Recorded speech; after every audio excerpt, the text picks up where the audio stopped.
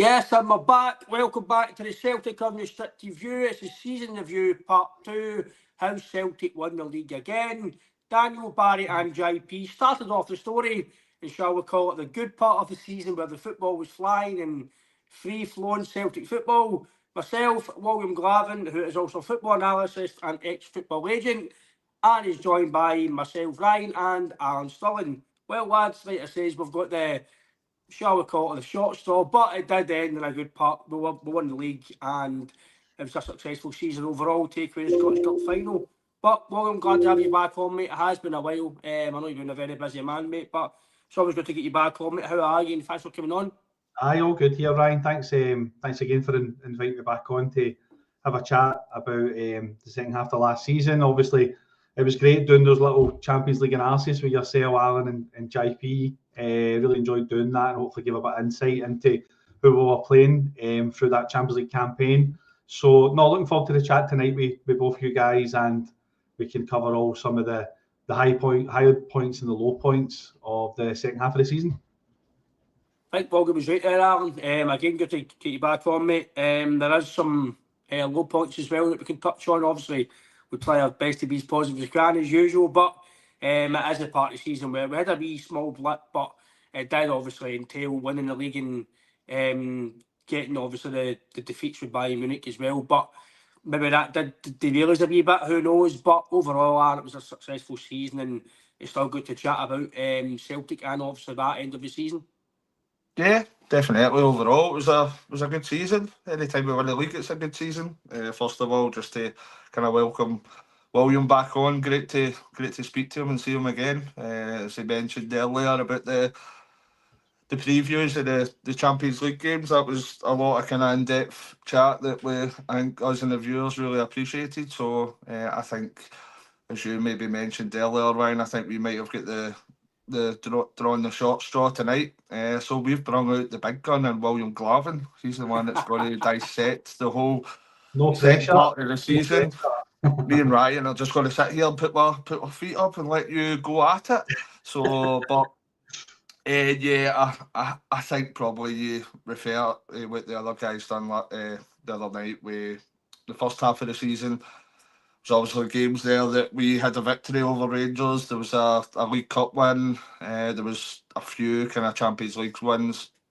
Maybe we kind of tailed off in performances in the second half of the season, but as you have said, the most important thing is that we lifted that kind of fourth title in a row at the end of the season. That's all that matters in Glasgow, if you've kind of lifted that league title. So it would have been nice to kind of set up a treble, but we can't be perfect kind of every year. That would have been 6 trebles in 9 years, so we can take a double as long as we're winning the league. I think every Celtic fan's got to be happily moving on to next year.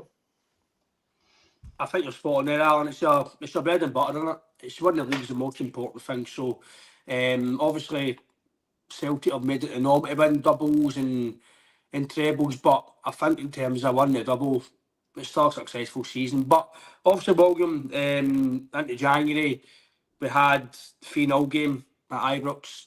Not the best performance.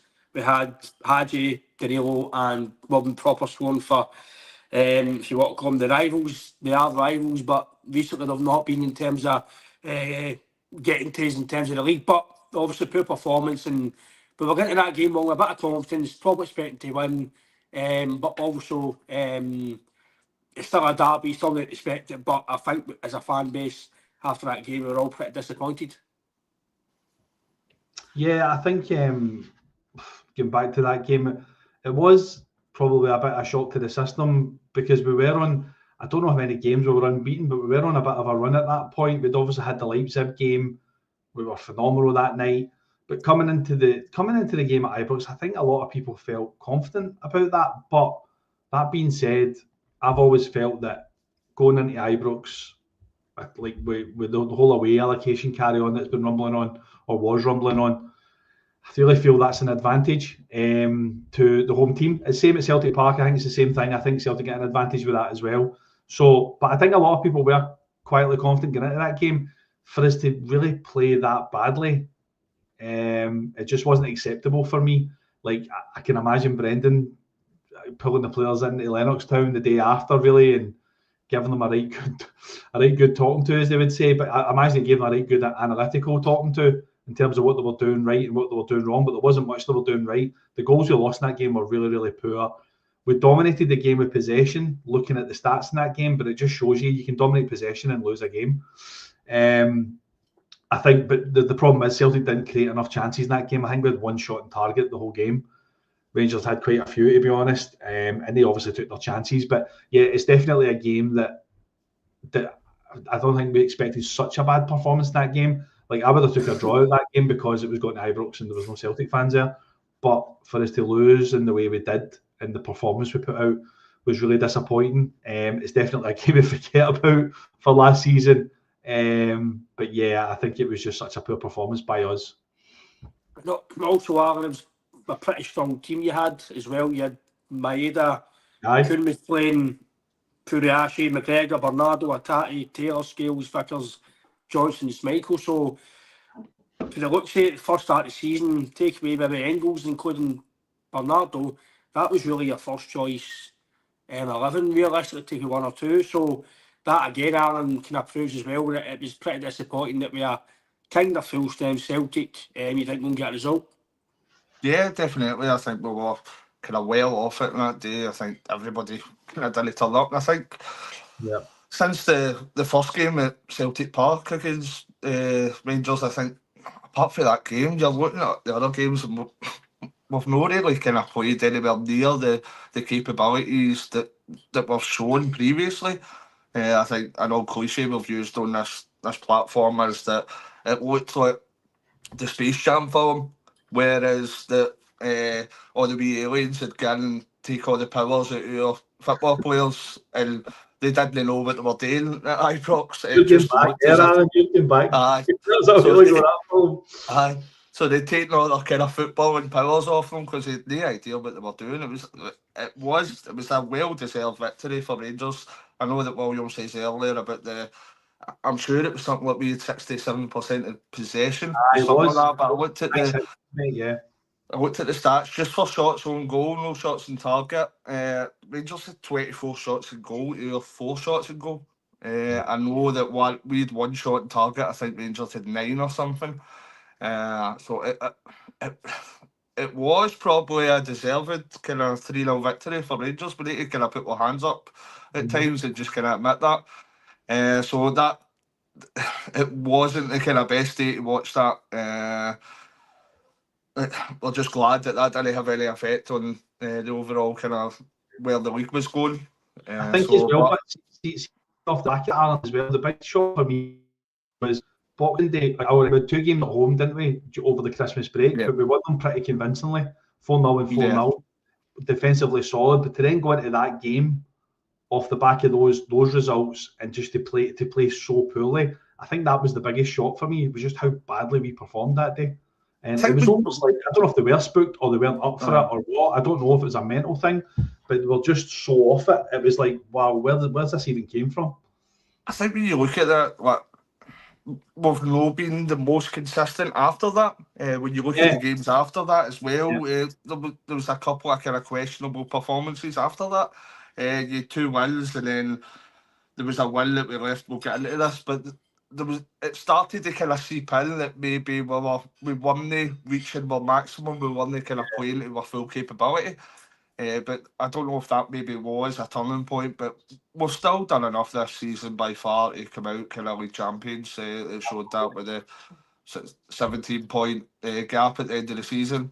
So we're still well in a way kind of the best team in the country. But I think these kind of games that we've seen last season, I think this might not be a slight kind of warning, just a wee bit of an alarm that we need to make sure that we're kind of polishing up these games and make sure that we're playing at our best, because there could come a season that the opposition may not drop as many points against the kind of lower teams, and we might need to kind of win games against our kind of nearest rivals. So it didn't really have an effect last year because we won the league by such a distance. But I would like to hope that Brendan's still taking note of these games, still taking note of these kind of performances, and making sure that we're doing our utmost to make sure that it doesn't happen again this upcoming season.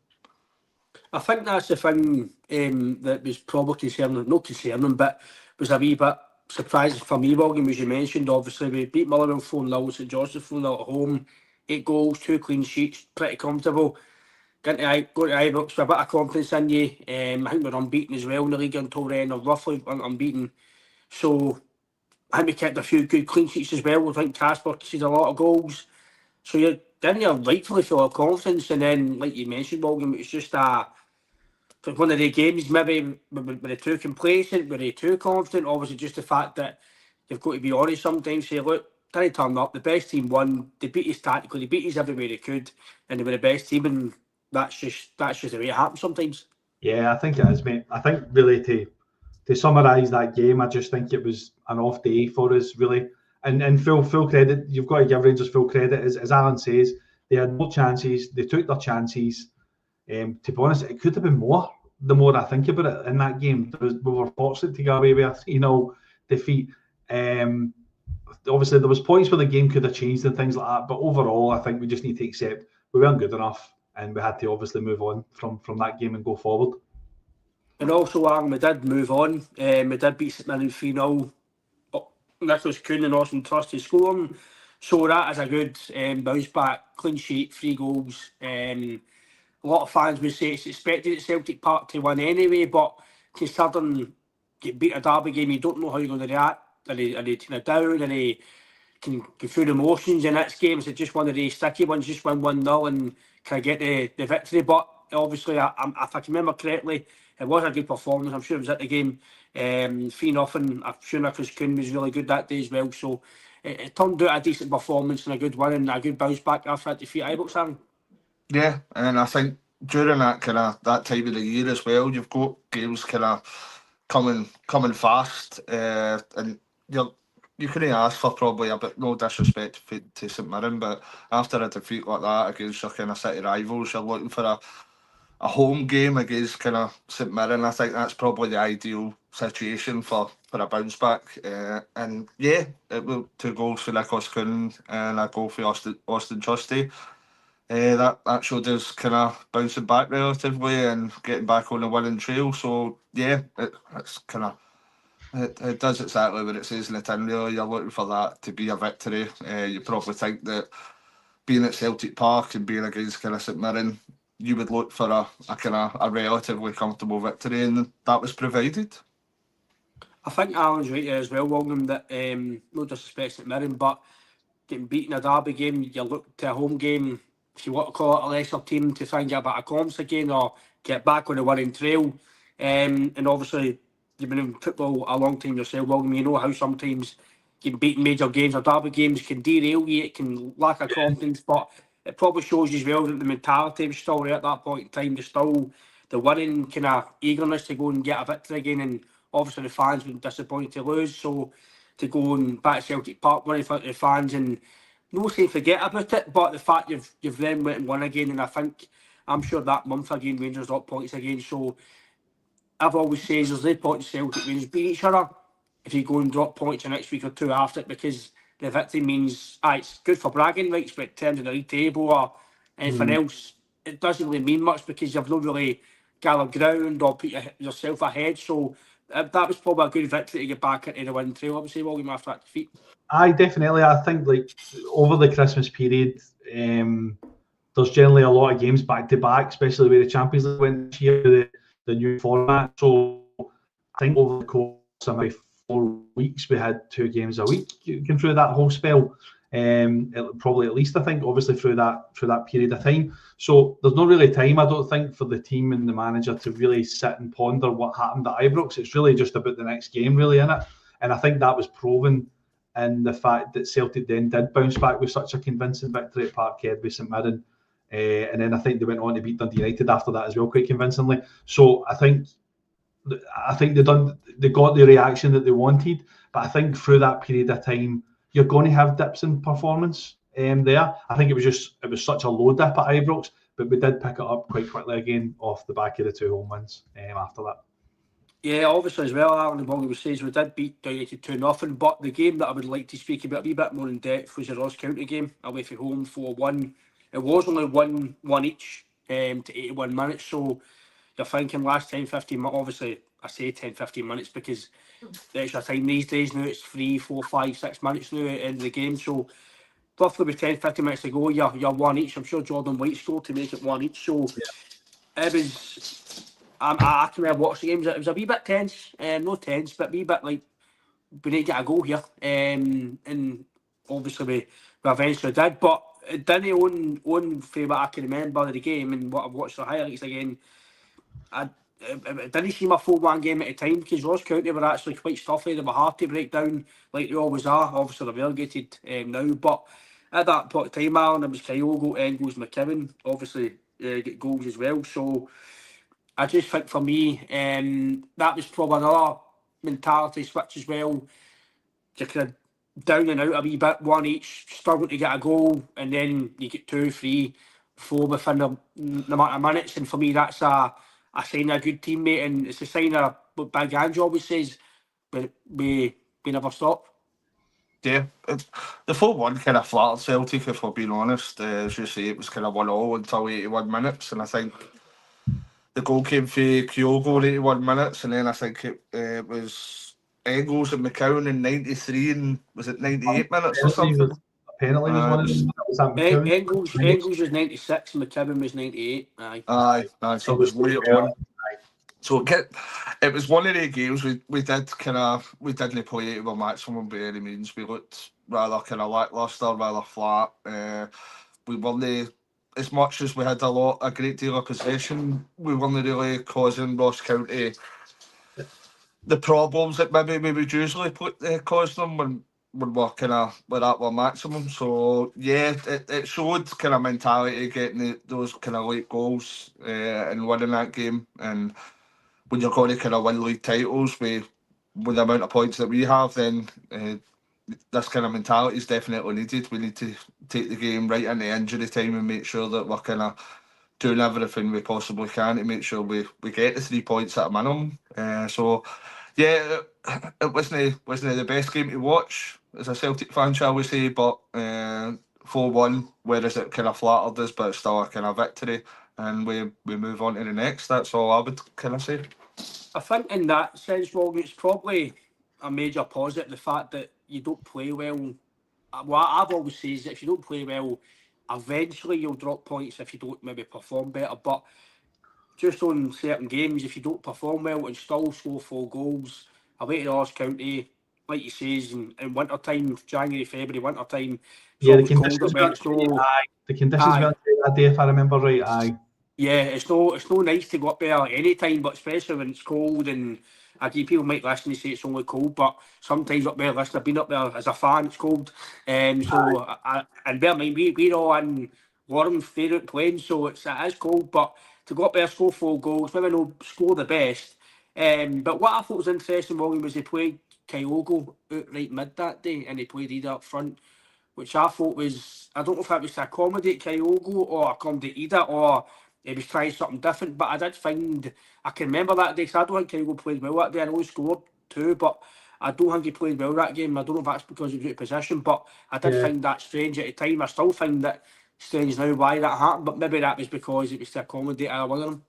I think it would have been to accommodate Ida, because Ida's pretty one-dimensional, whereas Kyogo had played in the wing for Kobe back in Japan. I know he played wide and also played through the middle. So I think that he's obviously tried something different there to maybe accommodate Ida through the middle there, would be my opinion on that. But yeah, I don't think we played well in general, to be honest. I think you're right. I think you lose a bit of effectiveness from Kyogo when he's wide because of the system that we play. But you know what? One thing that Kyogo would do would score you big goals. He would always pop up and score goals, in my opinion. And to be fair, up until the last 10 minutes, I didn't really fancy us getting, just the way the game was going. The momentum seemed to have shifted with Ross County at that point. Conditions weren't great. It was cold. It was icy. We were really struggling to play our brand of football. It's Dingwall. It's a tough pitch to play on. But the wee man obviously popped up with a goal. But it seemed to be that when Kyogo scored, if I remember right, the pressure just seemed to drop off all the players, and all of a sudden we were hitting them with all sorts of attacks. It was like attack after attack after attack. Up to that point, we were really struggling. So I think that's one thing I'll miss about Kyogo. I think he can always pop up and get you a goal, and not as good as what Henrik Larsson used to do. But Henrik Larsson done it all the time for us. But no, a cold winter's night in fucking Fir Park, and he would score a goal for you, and you'd win the game 1-0 or 2-1. I think Kyogo definitely had that in his locker to really pull us out a hole of it. And I think he done that day, to be honest, because as I said, when he scored that second goal, I felt the pressure dropped off us. And then, as you said, the 4-1 sort of flattered us if you look at the overall 98 minutes of the game. Yeah, obviously, we've all touched on, obviously, Kyogo leaving in the window. We did obviously beat Kilmarnock 2-1, but it was a lot of young boys, 1-0 victory in the Champions League. The Dundee game before that. What's that? The Dundee game with 3 each before that. Sorry. Aye, Trusty mistake. Aye. I'm starting. Aye, 3 each. I've got it here as well, my bit of paper. We can touch on that. Dundee. For me, I think we can all understand on that, William, that, as Alan just mentioned there, Trusty was pretty poor that night. Charlotte, as Brendan says, not our words, Brendan says weak as piss. It was. The way. And for me, William, you've been in football a long time, mate. When a manager reacts to that, it's no good. Obviously, he signed him as well, so I don't know if he's continuing still to try and play him here and there to try and make sure that maybe he can give him time to prove he's worth to the team. But on that game, William, he didn't look a £6 million player. Obviously, Engels scored the last second of the ball to get the draw. Again, it takes a lot, in my opinion, people obviously down Tava, Cross and all for scoring penalties, but it doesn't matter for me. Engels scores as many penalties as they want. For me, it still takes a lot of bottle to go up and score, because you can go up and miss. So I think that's one thing I'll give Engels. He's pretty mature in that sense. I think he's pretty confident in himself. I think he knows he can go and take penalties. He's a good ball carrier as well. And for me, I like Engels, but we'll touch on him as well, William. But that game, it was pretty poor. I think if you look at everybody's group chats that day, it was, this isn't good, what we're doing here, this is no Celtic, but we did get the draw, and it didn't look as bad as obviously when we were behind. But I think overall, William, that was a game to probably forget, but it was maybe a game that maybe shaped Brendan in terms of certain players. Obviously, we'll touch on again St John's game further on, but when maybe he's questioned something, he did say it after St John's game when he mentioned bits and bobs mentality. Maybe that's a game where Brendan learned some guys maybe need to shape up in that sense. Those games through the course of the season, and again, that period of the season is always really tough, especially tough for the players. You know, finish one game, roll into the next, finish one. They're not really training much or anything like that. But I think in that game against Dundee, I remember watching that game. You think we're cruising at 1-0, and then next minute they get a goal back. And it was almost like panic stations for Celtic. It was like we couldn't defend. They were getting corner after corner. You know, that one they hit us on the break, you're going, what the hell is going on here? Do you know what I mean? I just felt, especially with Trusty, like, I think he's got some good attributes about him, you know, but he's a big physical guy. But sometimes he is weak. He is weak in a duel sometimes. But I think he's weaker in a duel when he makes a mistake. So I think there becomes a confidence issue with him. And I think that night, that his confidence was shot that night after that. Completely shot. To the point that, well, are we even going to get into this game? And obviously it took Engels to get that penalty in the last minute to really pull us through with pull us through with a draw and get 1 point on the board. But I think Brendan did a lot that night. Credit Dundee, they gave it a go.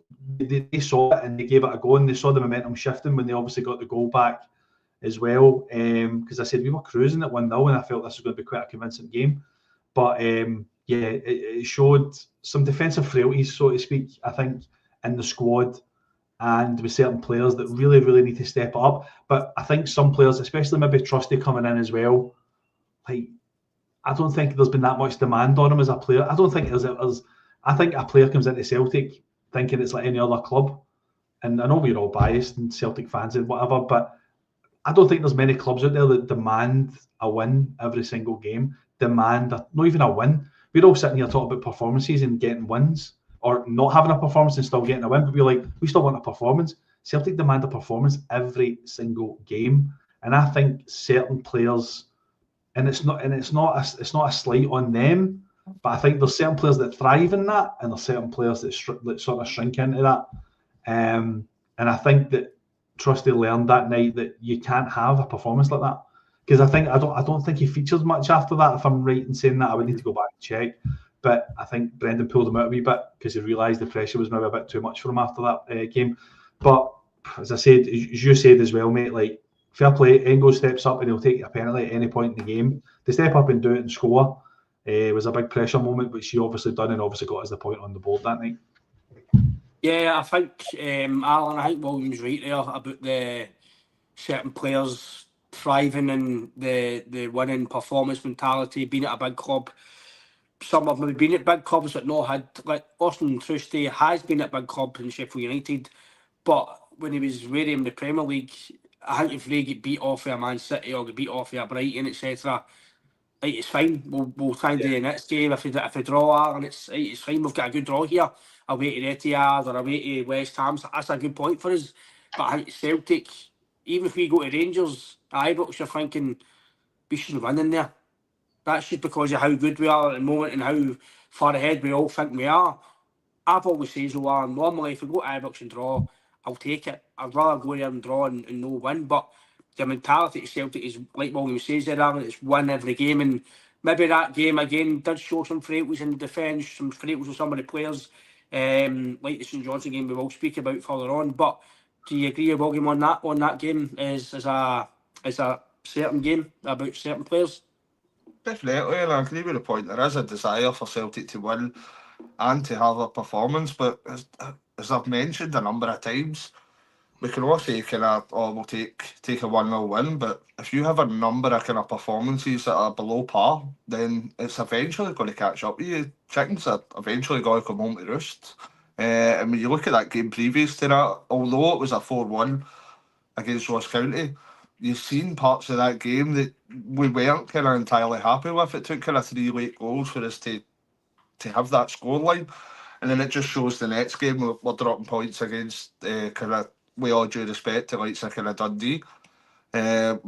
We've touched upon Austin Trusty. I think when you look back at that goal we conceded, I didn't think that was Austin Trusty. I thought we were playing Brian McLaughlin at centre half because to get pushed all that easily. But it's I agree with William. I think Austin Trusty has got attributes to his game, but when you're playing in Scotland, when you're playing with a team as big as Celtic, then I think it's simply not allowed for to get pushed off the ball that easy. You need to be stronger than that, and for to see that, I think that was very disappointing to a lot of Celtic fans to see that kind of softness. And one of the Celtic fans happened to be kind of Brendan Rodgers, as you're saying. It was, if you lip read him, he wasn't too pleased about what he was watching for Austin Trusty. So yeah, that wasn't the best game, but we got the injury time kind of penalty, and all credit to Arnie Engels, stepped up and he puts it away, and it's better with 1 point on the board than 0 at that point. So yeah, you move on from there.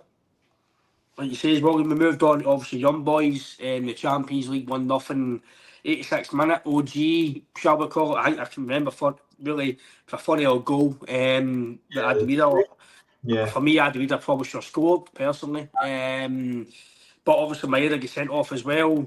Was it a sending off? People say yes, people say no. It's one of the ones. But that was a game, William, that I probably thought you've got to be happy with the victory because it kind of made you then qualify for obviously the knockout round, or he played against Bayern Munich eventually, it turned out. But it was obviously Kyogo's last game we'll touch on as well. But I think we were maybe expecting a bit more as a fan base in terms of the performance. Again, I didn't think we were great. I know we had, I think, 60% possession.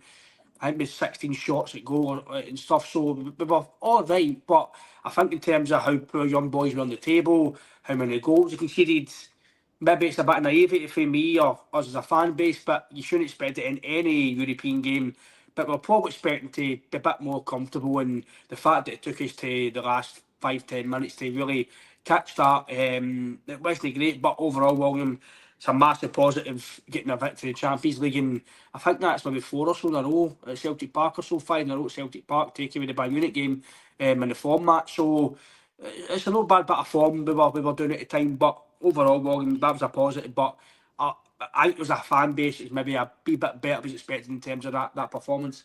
I remember doing the analysis on young boys, and I really felt we could get at them big time in the game, and just with how they were playing. They were on a really bad run in Switzerland. They were really struggling last year.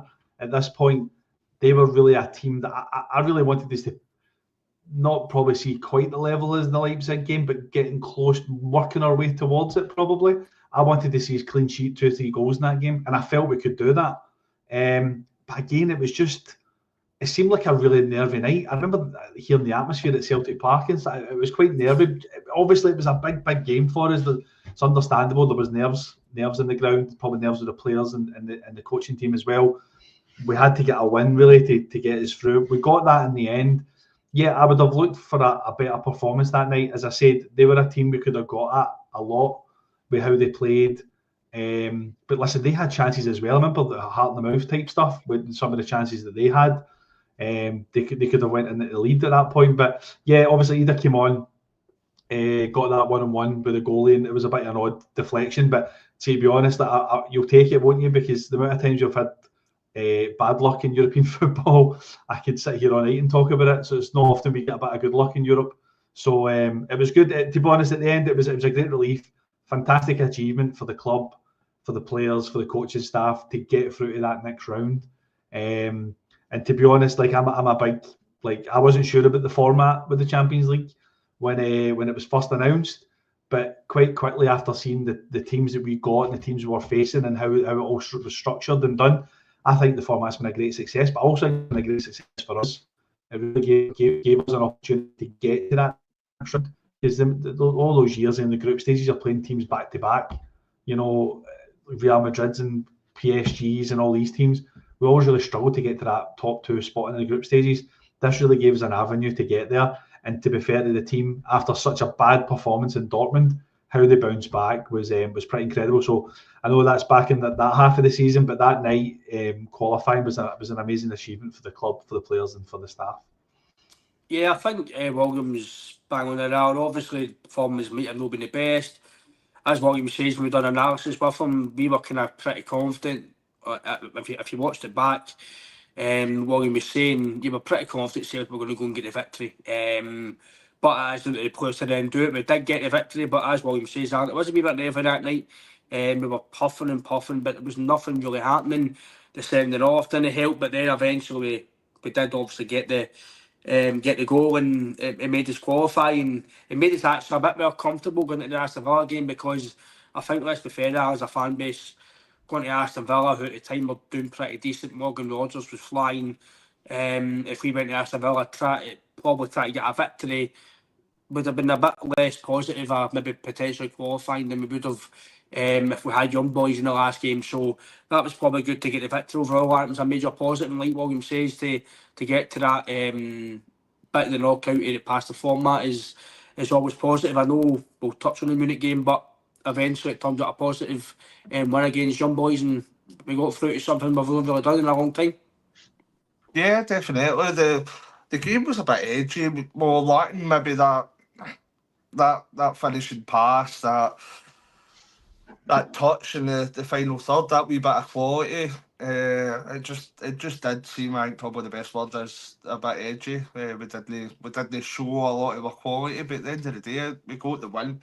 It was a wee bit of a rub of the green, shall we say, a wee bit of luck, but we got the win. And for overall the campaign, for kind of what the past we've had kind of the last few years and the Champions League, etc., to qualify for that last 24, it's a fantastic achievement for Celtic, for the club, for the manager, the players, and the coaching staff.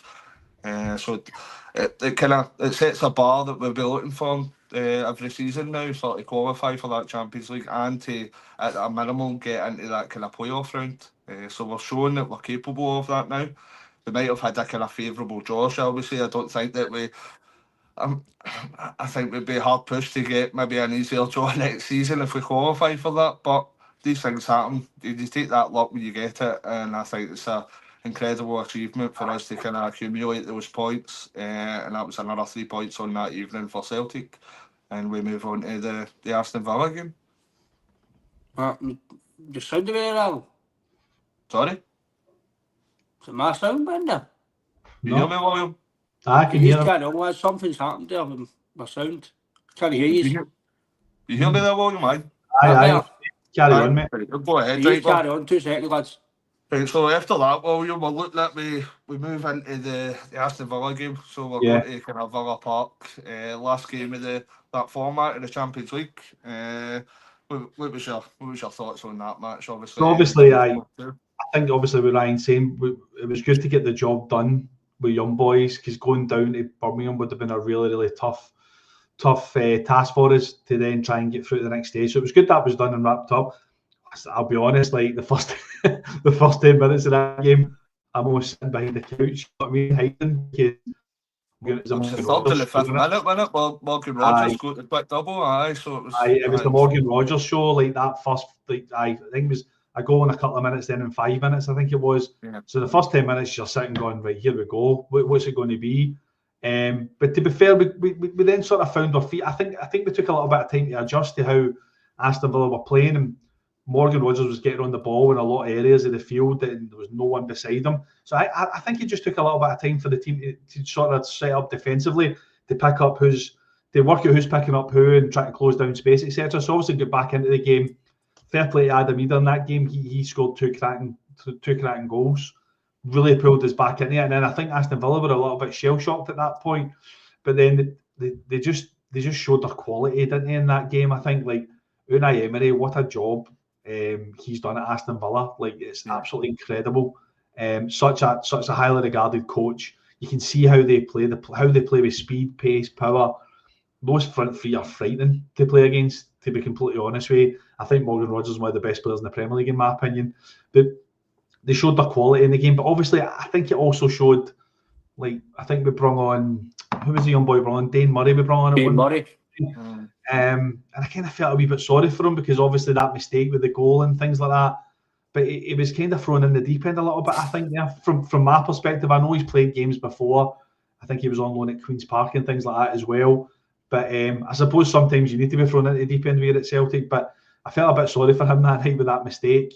But Aston Villa just showed their quality to sort of get the job done. But like, there was a spell in the game that we were mixing it with them, and I was quite happy to see us doing that, especially away from home. I think it'd be interesting, William said here, Alan, if we actually didn't concede early doors, if it stayed nothing each or as the game went on, because I think the 2 goals, I can remember doing Birmingham watching it, and I'm like, it totally took the stuff out of us. But we then get back into the game. Eder, for me, it's probably his best performance of the season. I thought he was different class that night. He looked like a £9 million player, shall I call it, if you want to play some price tags. He did, aye. In comparison to a lot of games, he's looked a lot hungrier. Obviously, we'll touch on the January window after this game, but obviously the wee man was away.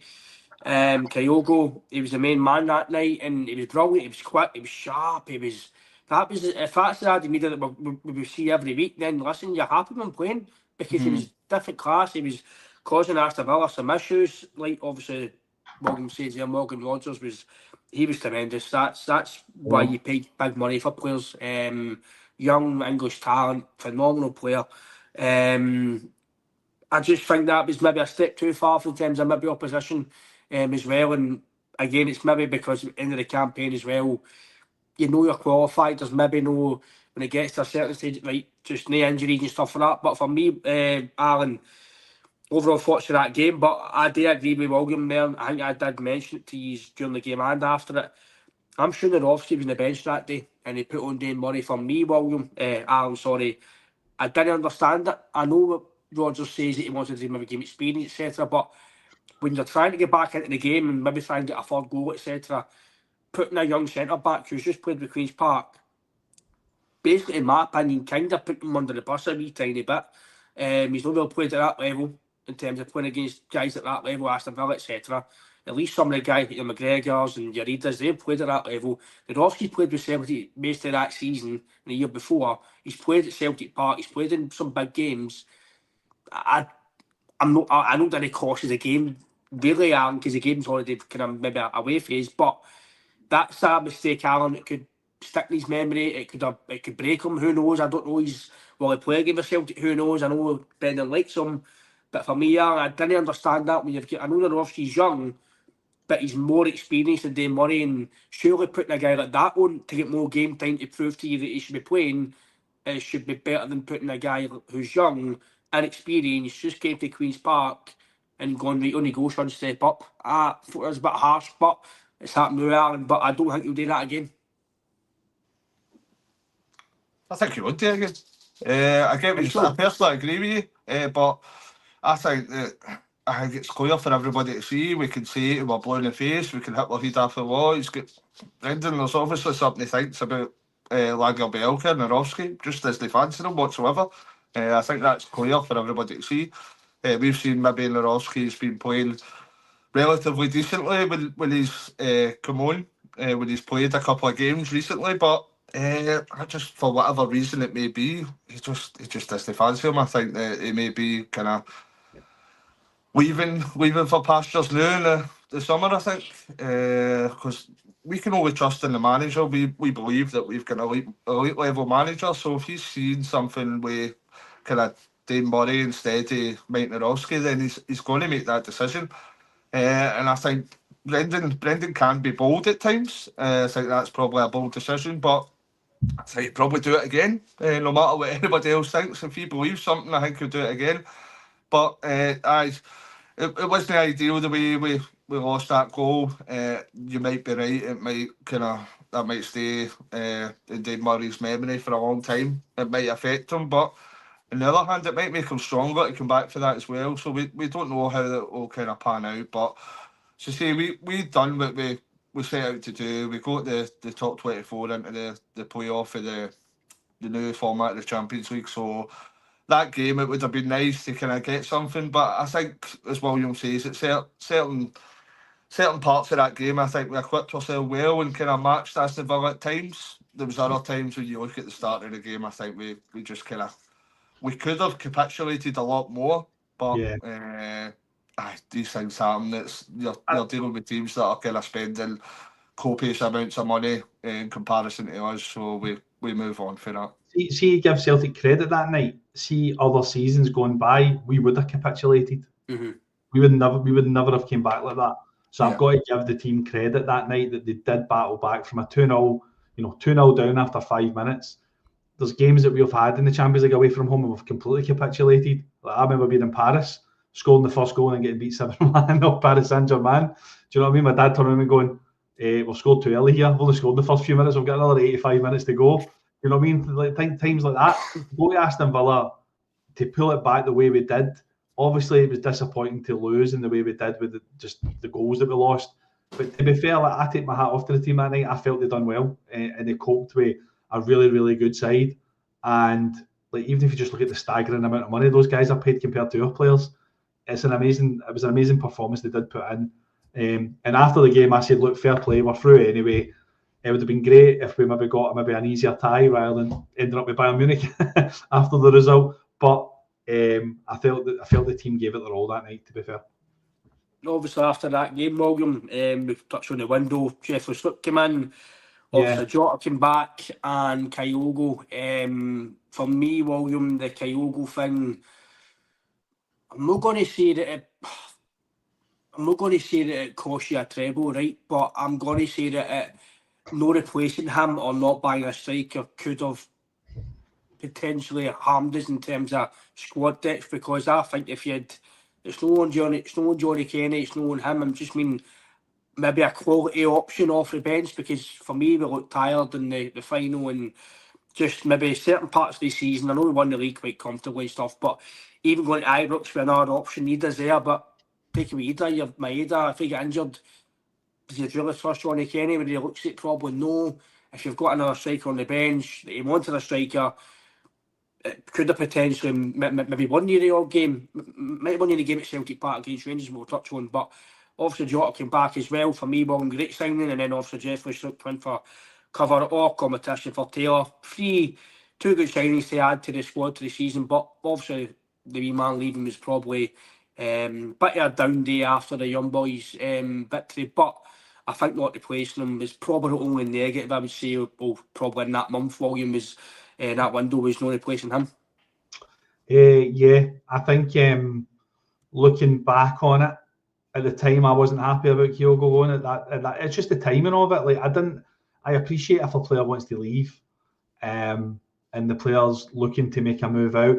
I'll be honest, in hindsight, I don't think the player did want to leave. I think the player agents probably advised them to leave, because there was all this chat about, oh, he's not getting picked for Japan because he's played in Scotland. Fucking Maeda and Hataya are getting picked for Japan, so that's bullshit. He went to a club who were really struggling in the French league, which isn't one of the top 5 leagues anymore in Europe. He went to Rennes, which probably rains more in Rennes than it does in Glasgow, so he's not moving for the sun.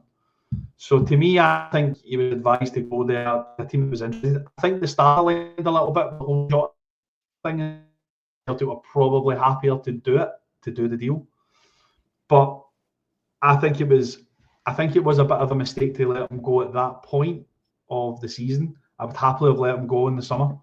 I think with a lot of important games coming up, but for me as a fan, we are going to dominate domestically, in my opinion. We should be dominating domestically, considering where we are at the minute compared to our rivals.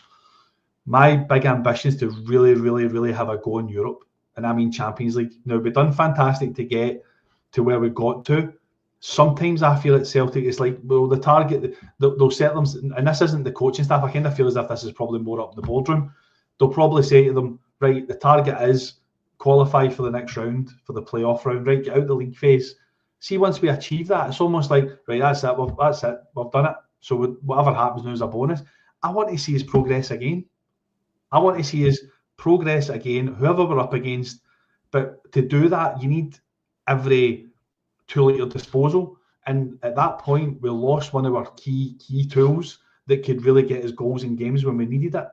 Now, we spoke about this at the time, Ryan. I remember going back to January, like obviously messaging and stuff like that. We all did, I think, even on the pod. But like, if you're going to let him go, you've got to have somebody coming in. Like, that's the way the big teams do it. You know, take an example right now.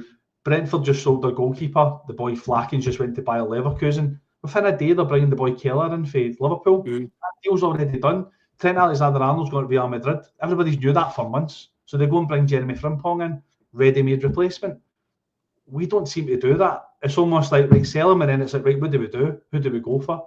Right, can we get him? We should have a deal in the oven ready, done, ready to bring somebody in. There was all the chat about Matthias Visgarden, chatting about transfer fees. That should have all been agreed. If they knew apparently Kyogo, Brendan came out and said Kyogo made his feelings clear, or his agent, whoever did, October, he told the club that he wanted to leave.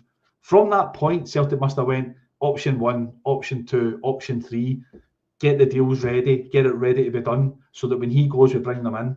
And we don't seem to do that. It's never, our transfer business sometimes just feels so reactive, and it shouldn't be for a club of our size. It shouldn't. Our fans don't deserve that. Our fans deserve more than that. We should have the club managed to a way that it's proactive, not reactive. And I know I'm speaking a lot here about this because I was like, wasn't happy the way this was handled at all. And you can say it was Kyogo, and you can say it was his agent, whatever. End of the day, you knew since October that he was leaving, so there should be a plan in place to mitigate that. And like you said, I quite like Johnny Kenny. I think Johnny Kenny's a good prospect, but I know for a fact, I don't know if this was documented publicly, but I know for a fact he was going to St Mirren on loan. He was coming back. That deal was done. That's what was happening until the whole Kyogo thing done, and it's like, shit, we can't let him go because we're going to be left with one striker, or we've got Maeda and Ida, but do you know what I mean? We've not got like another number 9 to really compete with that. So for me, that was a mistake letting Kyogo go, but the bigger mistake for me, mate, was not replacing him at that point. And now we'll be looking to try and replace him. Visgarden, for me, I've obviously documented a bit about him. I've spoken about him on this. I've done an article on him. for the Substack stuff or True Tactics. Like, I think he's the perfect guy for us. I think, but right now, he's had such a good season in Denmark. The big boys in Germany are all in for him now. We may have missed the boat on that deal. So we're back to square one almost. Or if we've got another one that we're looking at, we're getting linked with all sorts of names all through Europe. He was the guy for me that could have really done it. He was going the way he played. But I think we've kind of missed the boat on that one now. I was, as Alan, you'll know me, we were, myself and you were talking about it, as with JP and all the other people as well. I was mentioning William.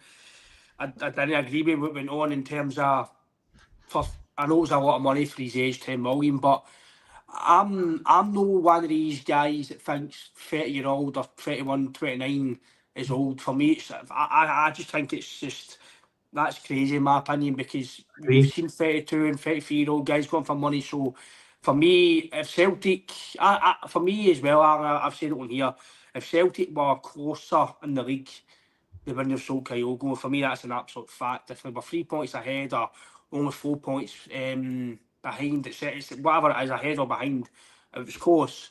No chance he was going, because, especially William highlighted there was obviously no replacement ready to come in, because if there was, would have been linked right away. And like I've said to you previously, Alan, as much as it's a bigger scenario, Aston Villa sold Duran.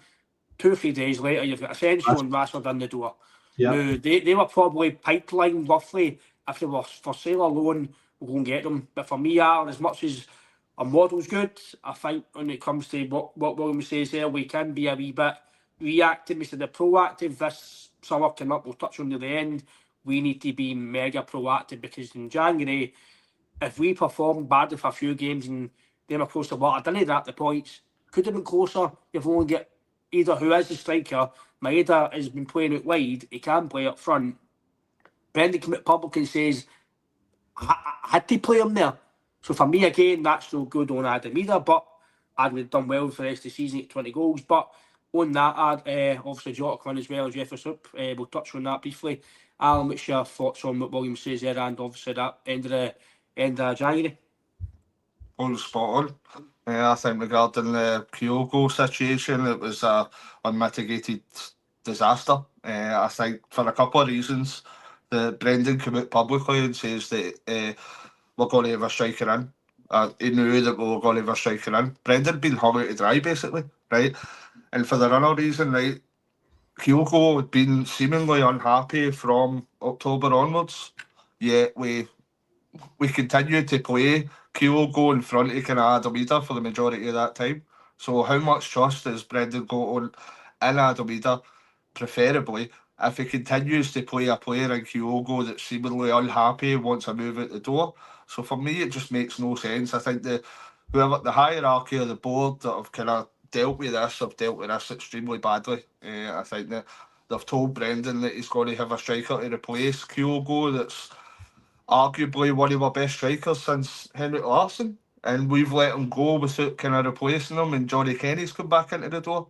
So for me, it just, as William says, it lacks massive organisation. I think that there's no room for error this year, this upcoming transfer window.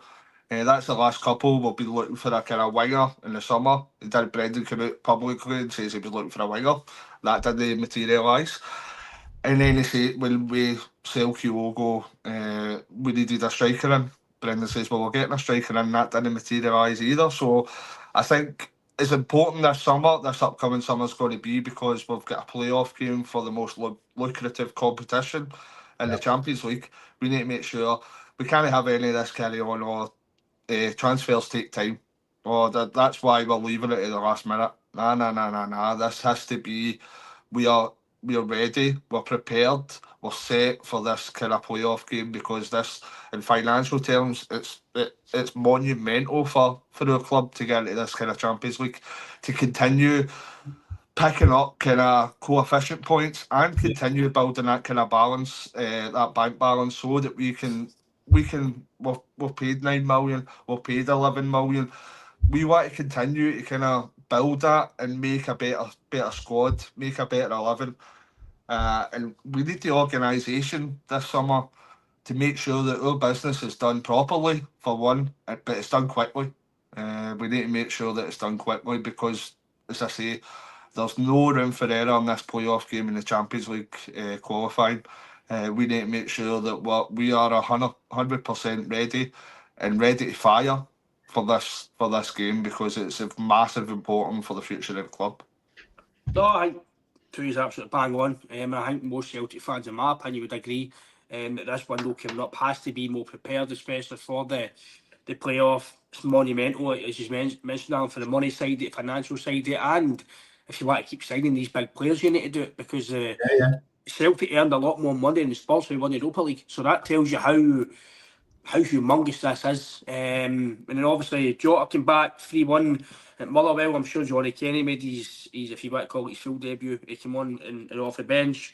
Then you've got Dundee 6-0 William. Pretty good performance. Then we got 2 Maeda, Ida and Kuhn. That was a good performance. 6 goals, clean sheet. I was actually at the game myself and it could have been more than 6 William, but that was obviously good to obviously Aston Villa, no clean sheet, Motherwell no clean sheet, go to Celtic Park, 6 goals, clean sheet. I thought that was a pretty good performance in that day, mate.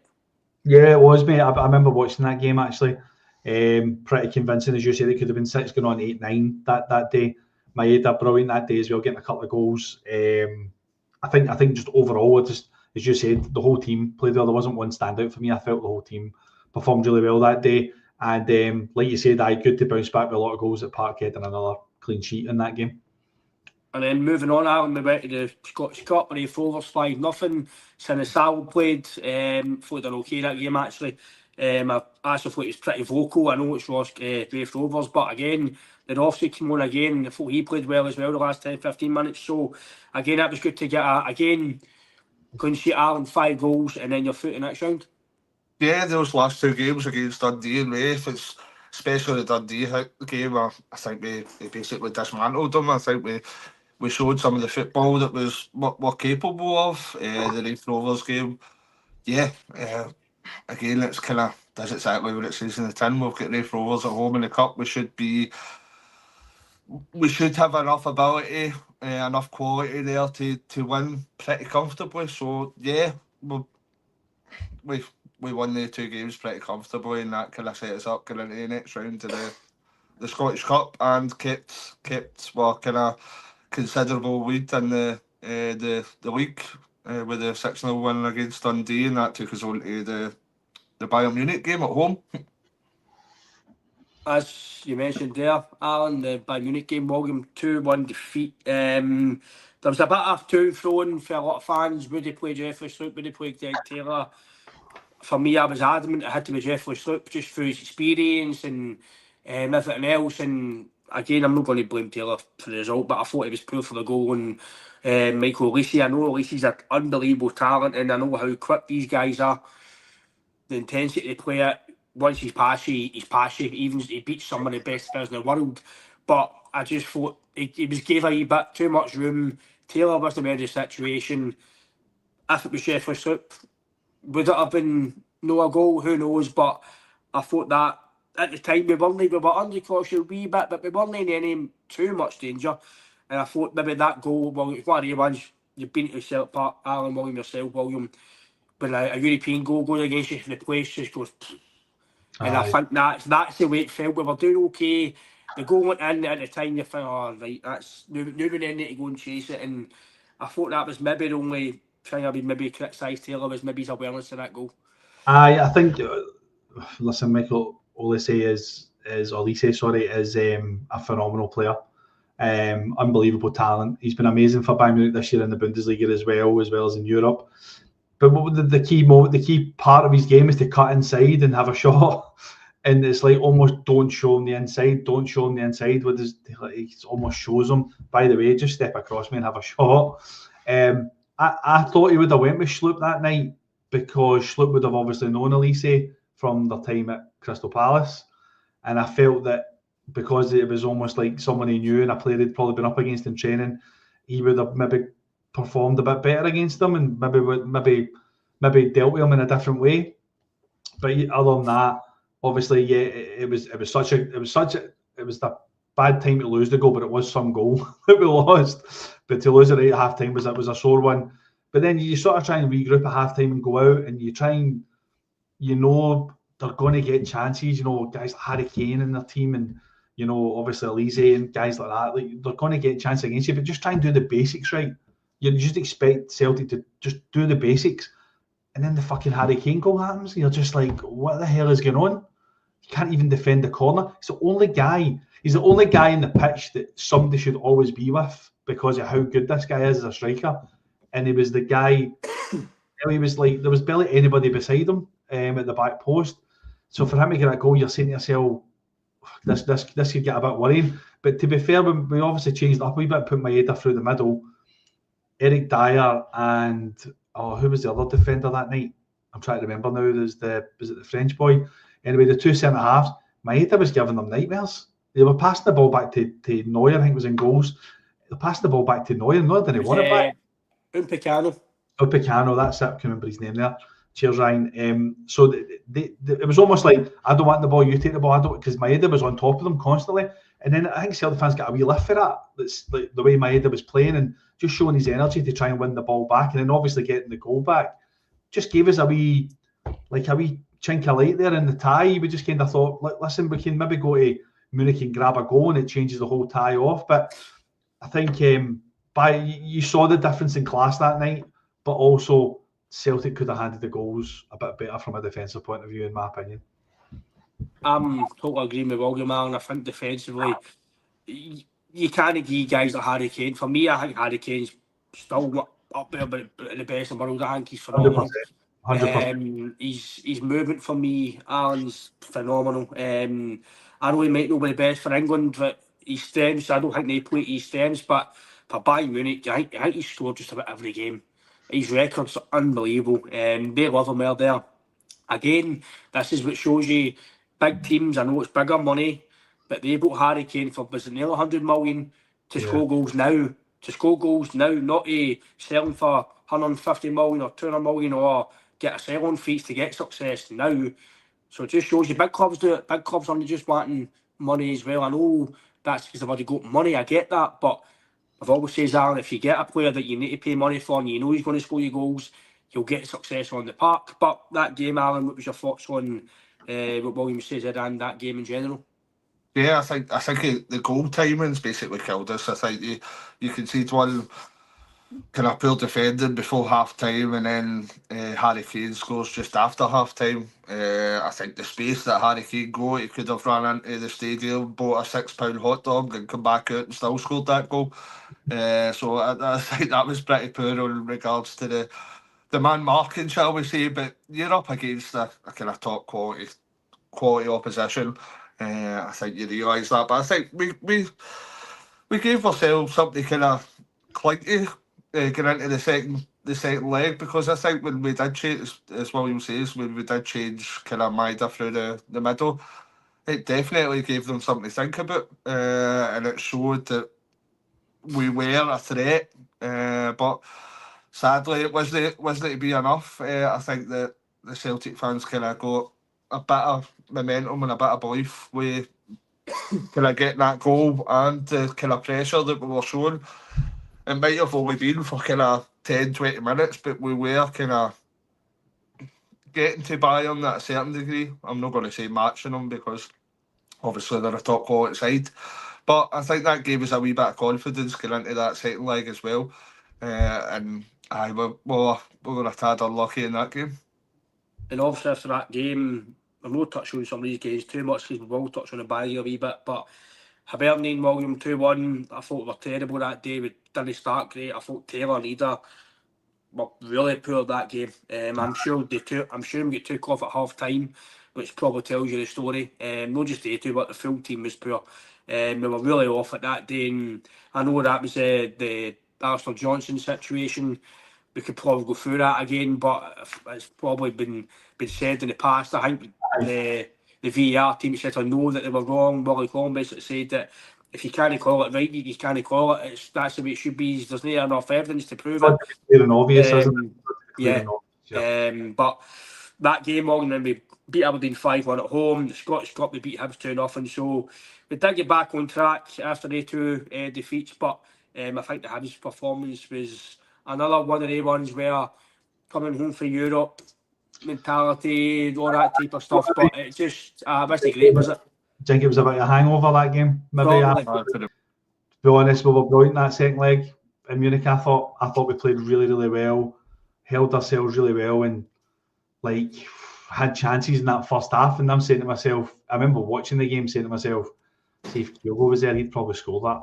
And just still being probably pissed off about the whole Kyogo situation.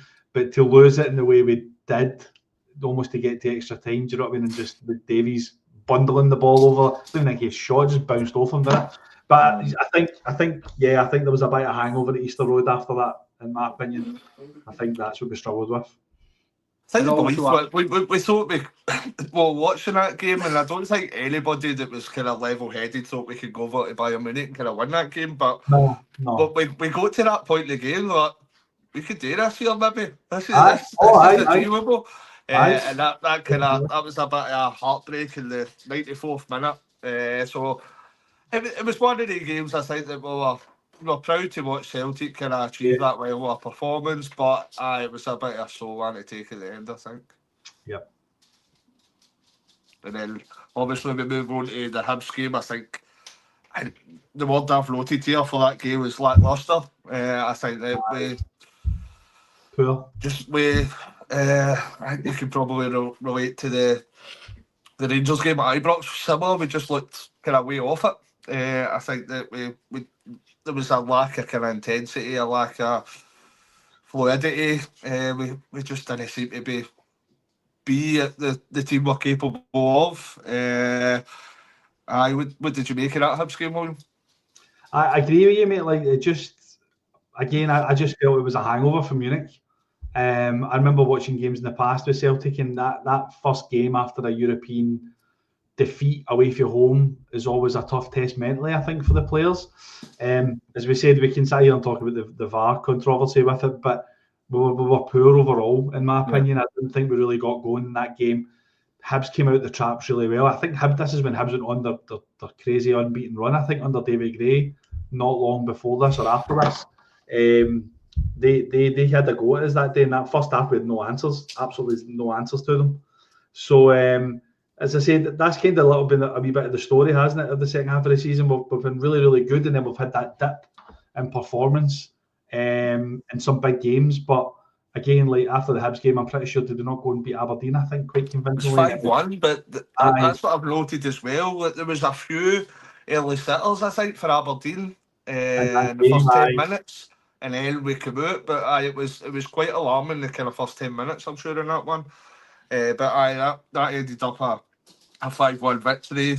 Maida with 2 goals, Jota, Callum and Yang. So when you're winning kind of 5-1 against Aberdeen, that is a relatively good result. But I remember kind of watching that game, we grew into the game, shall we say, but still a very comfortable victory.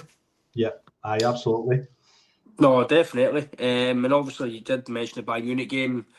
I think we all understand it was a bit of a kick in the ball, shall we call it. The fact that, not just the fact that we get out of the competition, the fact we were getting a victory in Bayern Munich, that would have been unbelievable. Defensively, we were brilliant that night. Did load of luck a few times, but I thought Kuhn was good that night as well. Maeda, for me, lads, again, I know Ida played the first leg. We've seen the difference, in my opinion. Maeda should have played it up front in the first leg, because we've seen the difference in Maeda in that second game. When I thought the second half especially, got a lot of joy out of the centre backs, and I think that's something we could probably take for next year's, that maybe a bit more belief in the team. Maybe me myself, maybe I'm too realistic. Sometimes I look at stats too much, I look at evidence too much, that I didn't give much hope. I didn't give much hope in Dortmund. Didn't give much hope in Atlanta. It's not because I don't believe in the team. It's because the facts tell you on previous years and data that we struggled with at home. So I think next year I'll go into a bit more optimistic. Right, we've done it in the past. Last year, hopefully we can do it again. But obviously then Scottish Cup game, I know we had done United as well at home 3-0, but talk to the Rangers game, Alan, at Celtic Park, 3-2. The last 5 minute goal for Iggy, man. 2-0 down, wasn't the best of starts, kind of set us in the back foot right away. But when you go 2-each, Alan, that I've always says at Celtic Park, when you go 2-each. You're away, Ryan. Lost Ryan sound there. Aye, right. You're away. Aye, so William, we talked about The the Rangers. 3-2 defeat against Rangers. I was in Tenerife with Ryan actually at that point. We were watching that. Ryan was getting off his nut. So that, that first half, that was, I think the less we say about that, the better. The first half performance was something to be left desired. It was Shambles. Just very poor. To go 2-0 down in Celtic Park against our kind of rivals, I shell shocked. We were just totally shell shocked. I think with that early goal with Askin, and then Diomande scored, and it's just like, what is going on here? And then we reacted. We came out and reacted quite well and pulled the game back. And at 2-each, you fancy Celtic to go and win it. Really, I was fancying Celtic to go and win it. Do you think we done enough after we scored the second goal? Basically, I thought we kind of had maybe a wee bit of a lull after that. I'm not saying that. Possibly. I think just looking at 2-each, you're saying to yourself, right, there's got a bit of momentum, but you're right. It sort of went flat, didn't it? The game, and I think, and then the Eagleman goal just sums it up. It was like it was not like a long ball from Butland. It was a goal kick or something. It came from. It was a good finish, but see all the phase I played before that. Nobody's dealt with the first ball. The ball's then bounced. His body's gone everywhere. It's almost panic stations. And to be fair to Eagleman, he did finish it quite well, but he shouldn't even be getting into that position from a long ball. Like Rodgers must have been doing his nut after that play. So yeah, so again, it's just so disappointing that in terms of the performance of it. And like you said, against Rangers, like I don't know how many years have won the league that Rangers have beat us. Like we've no beat Rangers more than them. I don't know how many times that's happened before. To be honest, that's probably the concerning part as well. This is including the cup final that we won in penalties, but we've not beaten Rangers in the last 4 games in 90 minutes. So that's maybe something we're going to need to kind of correct that next season, I think, because I think this season might be slightly an anomaly that they are kind of losing so much to other teams apart from us, and then probably have a better record against us. Yeah. So I think that's probably something that we're going to need to correct next season. But you back, Ryan? My back, aye. Yeah, so we're moving on to if you've got any comment on the Rangers game, but moving on to Hearts, kind of 3-0 victory at home after that. But obviously the game was poor against Rangers. When we go to 2-each, you're thinking, right, go and win the game. With a few chances, and obviously the defensive mistake let Eggman through, and let's be fair, cracking finish, wasn't it? But again, we kind of thought we were going to really take the mantle of that game, didn't we? Because of the circumstances of our team. So, let's Barry man's arm in it. We can move on to the Hearts game, and again, pretty good performance, I would say. I was pretty cool. What I've got written down here is a commanding kind of 3-0. 2 goals for Maida and Jota, but I think that was probably like the previous game we spoke about, the turn of the year against Rangers. We bounced back directly after that, so we'll seem to do that again. But the following game after that, you'll probably want to touch upon, that's the kind of defeat at Perth. So I don't know what you make of the Hearts game and then that game following that, guys. The St Johnstone game, William, wasn't great, was it? I think that's the game where he came out and kind of questions the mentality of the players, didn't he, William? Some of the players, he said maybe some of the players on the mentality to play here every week, and I don't know if that's what he was trying to put across, but I just felt that was poor. We didn't even look like scoring, apart from, I think James Forrest missed a chance the last few minutes, but apart from that, William, I thought we were really poor defensively, but we didn't look great. That's maybe one of the games where some of the players, I'm sure 2 or 3 matches didn't play the next game. Actually, I'm sure after that game he dropped a few of them, and it was dropped because I don't think it was rotational after that performance. No, I don't even know how we get beaten that game, man. Honestly, like that was bizarre. That just the whole way it went. I just had a quick look at the stats for that game. We had 80% possession in that game, 26 shots, 11 of them were off target. Do you know what I mean? It's just incredible like statistic. 15 shots on target in that game and we never scored. I'm just like, how did we lose that game? Obviously, there was a bit of sucker punch with the early goal, but that seemed to be a little bit, if my memory's right, that seemed to be a little bit of a theme almost at that point. These poor performances were coming off the back. If I think back to the Hibs game, that was an early goal with Josh Campbell. You think back to the Rangers game, it was an early goal with Raskin. Then in this game, it was an early goal off the big boy. Am I not right in saying, sorry for interrupting there, see, did Casper Schmeichel no pull off a cracking save as well for St Johnston? It was in the second half. It was I remember that. That just came into my head. So was it for St Johnston? Was it the boy Balladis, maybe? Was it him that scored? Aye. So he scored in the 4th minute, but we seem to be slow starting in some of these poor performing games. So that was a wee bit of a concern, but I fully expected Celtic to go and win after that. But it just didn't materialise, did it? It just didn't happen. Yeah. No, definitely. It was pretty it was a big shock for me, that result. That was a major shock for me, that result. Didn't see it coming. I don't think any did, to be fair, William. I think, like you mentioned, is especially some of the performances were getting to a stage where I think me and Alan spoke about it. We spoke about it as well. That when you start performing like that, it's eventually you're going to get a sucker punch. And I think Alan did get a sucker punch for that result. Oh, we definitely say that you can only kind of underperform to your capabilities for a certain amount of time and still continue to win.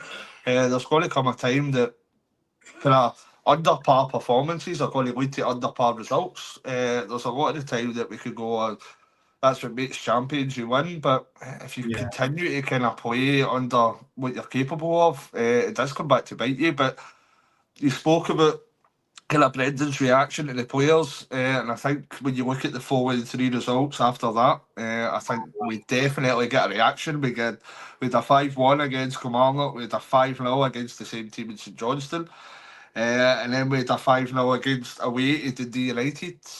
So we definitely got that reaction that Brendan was looking for. What's your thoughts on the games, guys?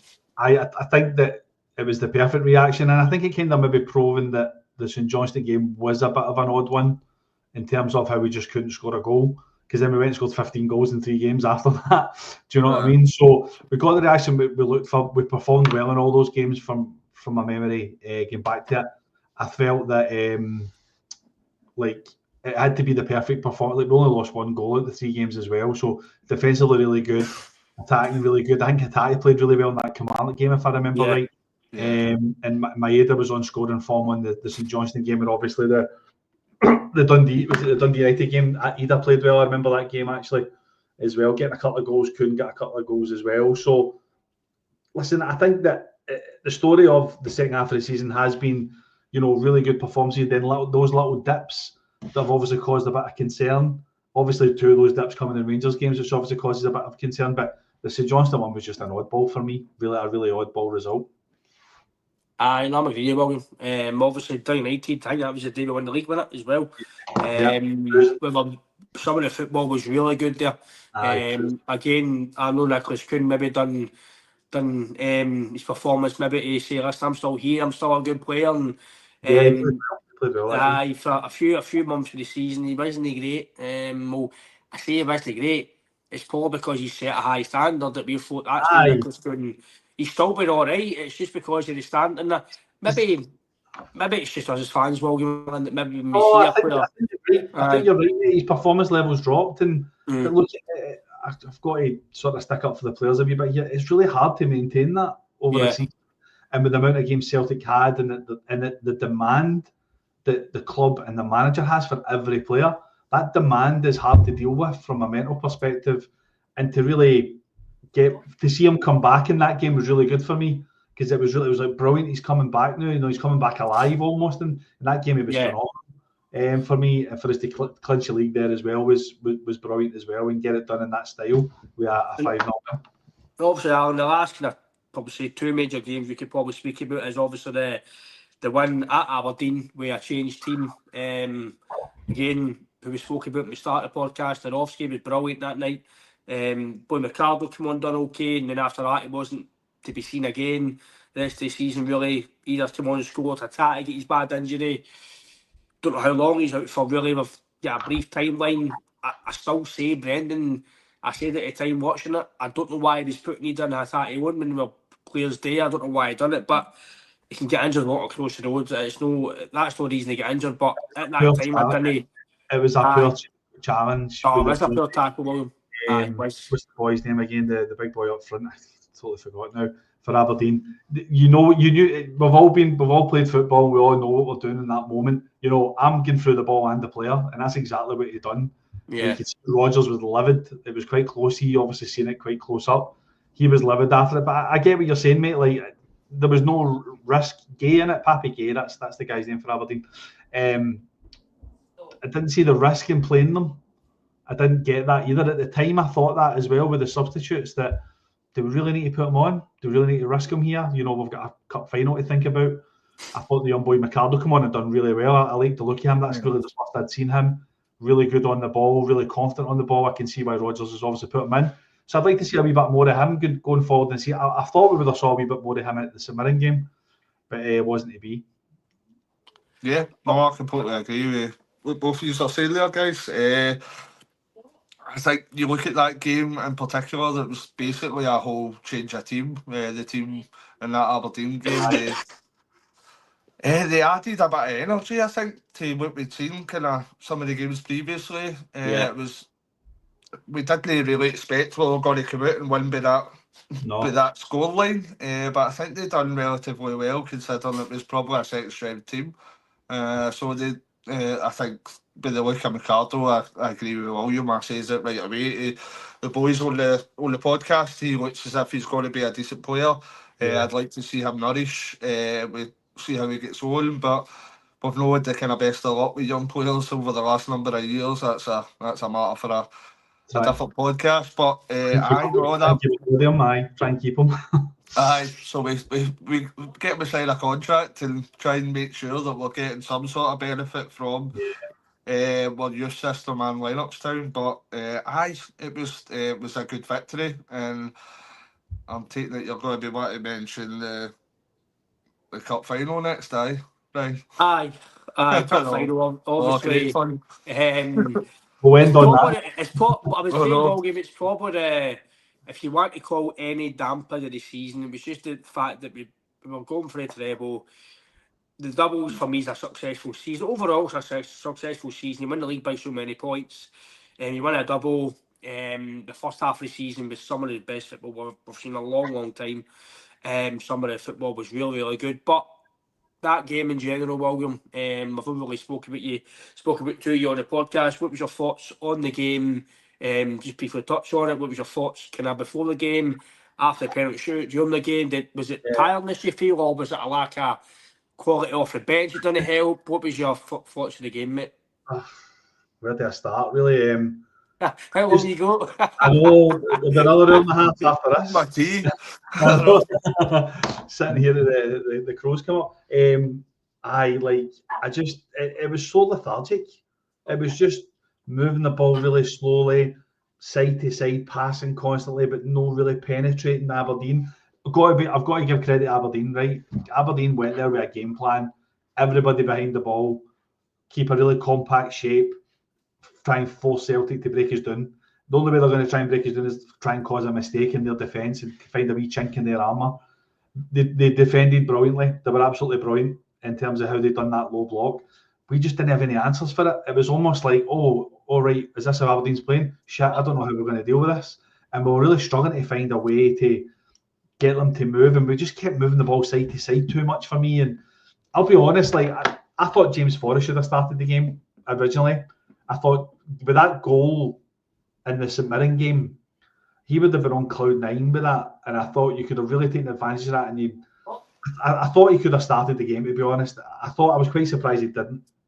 But that being said, we should have had enough on the park to do the job, but we just didn't have an answer for how Talene had set up that team for me. we obviously get the goal, which is an own goal. And you think to yourself, right, okay, it's not the best performance, we'll sort of grind out a 1-0 result. Castle makes such a big error at that moment of the game, and I'm just like, I don't even know what he's trying to do. I think it's harder for him to actually put it in his own net than what he was at. Do you know what I mean? It was just a freak mistake that he made. And to be honest, Aberdeen were like, right, we're in this, let's get to extra time, and that was their focus. And then when it gets to extra time, you knew they were playing for penalties. And I'm saying to myself, I was watching with my dad and that at the time, and I said, when we're in extra time, I said, Celtic need to score in extra time, because if we don't, I don't fancy us in penalties, because I guarantee Aberdeen have been practicing that all week. They've been practicing penalties all week. Maeda obviously had that chance, and you're putting your house on him to bury it and put it away. Doesn't quite catch it right, hits it straight at the keeper. You're kind of going, this doesn't seem like their day to day. But as I said, they sort of ground it out to extra time. They ground it out through extra time. Sorry. When it went to penalties, mate, I just didn't fancy us. I just didn't see it. And then when I seen the way Aberdeen were putting their penalties away, I said to myself, I was right. Like, they've been practicing that all week. Their game plan was to really, let's try and sneak a goal somewhere, or let's get into penalties and we'll win it.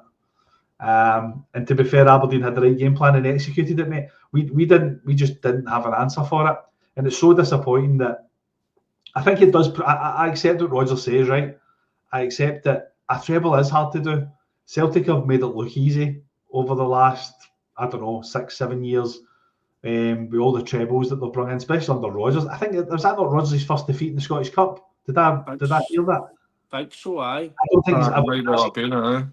That's his first defeat in the Scottish Cup. That's frightening, that record that he's had in that competition. So it's going to end sometime, I suppose, but it was disappointing the way it did go. We just didn't really seem to have many answers, but a treble is such a hard thing to do. Celtic have done phenomenal over the last, as I said, 6-7 years. Even going back to when Mark Neal done the treble, was the first time that had been done in a long time. So I think you've just got to give credit. Aberdeen had the right game plan, they executed it. We didn't have the answers for the win, unfortunately. And yourself, Alan, what's your thoughts on what William said there, and your own opinion, mate? Definitely, I think spot on again. William, I says before on the podcast that I thought James Forrest was probably our most informed player over the last few weeks before that.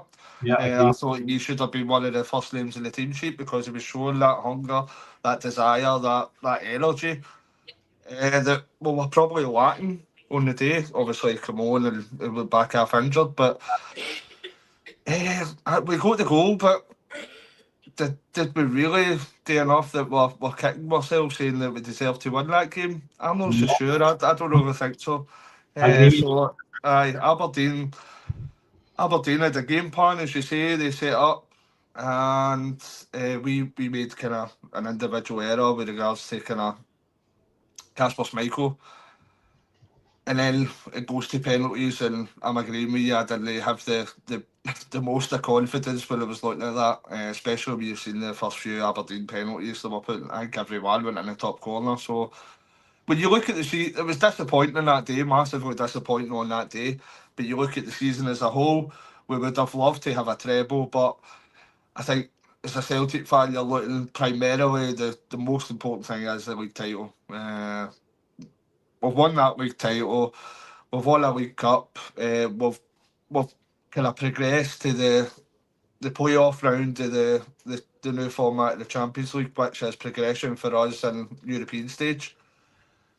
So overall, it's a very, very successful season. It's just a tad of a sour note on that last day of the season, when you're looking at the could have made that a treble with the Scottish Cup. But we can't win everything. We're human beings. At the end of the day, there is going to be some individual errors. Sadly, it was Kasper on that day, and the team didn't really play up to its maximum. If we'd seen a couple of weeks previous to that, with a second string team out that played up to their maximum, and they managed to kind of win quite comprehensively. So, yeah. It is what it is, but when we look back at this season, kind of season 24-25, I think we'll look back very well, because I think the players and the management staff should be very proud of what we've achieved. And me, for one, I'm very happy looking back on it now. 100%, Alan. Obviously, next season we've got Tim Taylor coming back. Hopefully, Jota's back fully fit soon. Hopefully, we get some added quality. I would sit and say get opinions for next season, lads, but time is going on. I don't want to keep you too long tonight. But I briefly, William, thanks for coming on again, mate, and giving your insights and your knowledge of the game as well. Talk again, always come off here with kind of insights, William, speaking about certain things, and I think you agree as well, William, that it's getting some players in for new season early doors, and hopefully we can go forward again next season. I think to just agree with what Alan was saying there. Overall, a successful season, 100%. We've obviously caught some of the dips in the performances over the last 6 months, but I'd like to think that that's been addressed by the coaching staff and the recruitment team at the club. I think that going forward, I'd like to see us really bringing quality in to really push on with the European campaign. First and foremost, get into it. We need to get into the league phase now this time round. As Alan says, it's critical we do it, coefficient, financially, even for attracting players to come to the club. That's critical for us. I think that obviously I'm happy with Tierney coming back. I think that's a really good move for us in terms of bringing that quality in the left back position. I'd like to see us bring a bit more physicality into our midfield, somebody that's physical and can win the ball, and maybe let Cal McGregor go a bit more forward at times, and obviously bringing in maybe a left-sided centre-half, because that's been a problem for a while now, hasn't it? But yeah, there's areas of the team that we can really improve. I think we need quality, but we also need a bit of depth about us, and I think some of these performances that haven't been so great, we've lacked that little bit of depth. But I think going forward for next year, I've got every right to feel confident. As Alan says, the biggest game of the year is going to be this playoff round. We'll find out who we're playing in the next couple of months, and it's all about getting through to that and getting ready for another domestic campaign next season. And yourself, Aaron, I'll leave the last word to yourself, mate. What's your thoughts going forward? Yeah, I think, as I said earlier, I think it's massively important that we get this transfer window correct. I think it needs to be done properly and quickly. I think that's probably the most I can say for that. 2 seconds, I've got a dog barking here. But I think regards to you're looking at next season as well, I think that bit of added quality, I think when you look at the players that have been there for a while, you look at the bench, it's hard to say because this season's been a massive success, but I think in parts of this season you've seen parts of the squad that are maybe a bit stale, that we need that wee bit of freshness, we need that kind of that change that's maybe going to revitalise kind of some of our performances. So yeah, it's just a case of kind of doing what we're capable of in the transfer market. We need to make sure that we do that properly and quickly, effectively. And as we've all said, I think this Champions League playoff game is going to be our first competitive game, I'm sure, is it? I'm sure there's 2 or 3 league games before it. There's league games before it. Mm-hmm. But you're looking at that's the big one. I think we've got a wee bit of luck that we've managed to become seeded because is it Rijeka won the league? The Croatian league, so we became seeded. But I don't know how much advantage that gives us. It's slight, when you look at the kind of teams, it's slight probably, but I think we just need to be confident. We need to make sure that the hierarchy in the board are backing Brendan Rodgers, make sure they're bringing in what he desires and what he needs. And let's look forward to hopefully another productive season next season. I totally agree with you, lads. Everything you've said there in terms of next season. Again, Morgan, thanks for coming on and chatting. I know it's a bit longer than we planned, but it's fine. Obviously through the season, and again, apologise for my wee hiccups. I don't know if this ever happened to me before, so I'm sorry to the viewers if it's annoyed your viewing. Bang and William, but apologies on that. But again, we will be back next week. We will be active on the podcast. This is a season review. Hope you all enjoyed it. The first part is on YouTube and all the listening platforms. You can get that on your channel. But again, William, Alan, thanks a lot. Enjoy the rest of your night left of it, and enjoy your weekend coming up as well, lads. But thanks a lot. Hail, and take care. Thanks, guys.